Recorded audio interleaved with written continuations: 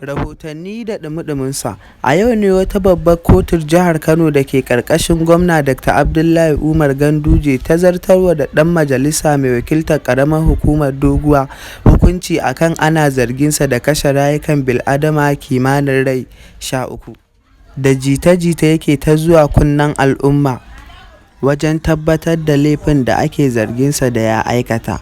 A halin yanzu kotun ta zauna a kan jin jita-jitan da ake yi na ɗan majalisa mai ci na ƙaramar hukumar Doguwa a yayin da ya musanta zargin da ake masa na kisan kai. A yayin da wasu matasa masu kishin ƙaramar hukumar Doguwa suka fito suke nuna ɓacin ransu akan hukuncin da kotun ta zartar akan ba su yarda da shi ba, suna mai neman alfarma a wajen gwamnati da a bi musu haƙƙinsu a zartar da hukunci daidai yadda ya kamata. Kar ku manta masu sauraro, har yanzu dai kuna cikin wannan tasha a Ji Daɗi Top TV. Idan wannan ne zuwanka na farko, ka danna subscribing sannan ku danna ƙararrawa. Da zarar mun ɗora shirye-shiryen masu ƙayatar da ku za mu sanar da ku.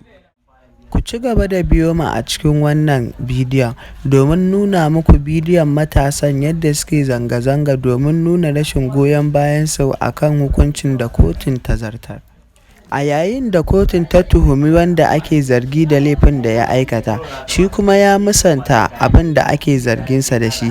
To a halin yanzu dai yadda ake ciki, kotun ta mika wanda ake tuhuma da laifin kisan kai akan hannun beli na wucin gadi zuwa na ɗan wani lokaci domin ta dawo ta ci gaba da sauraron ƙarar tasu. Kar ku manta masu sauraro, har yanzu dai kuna cikin tashar a Ji Daɗi Top TV. Don Allah ku danna mana subscribing sannan ku danna ƙararrawa. Da zarar mun ɗora sababbin shirye-shirye masu ƙayatar da ku za mu sanar da ku.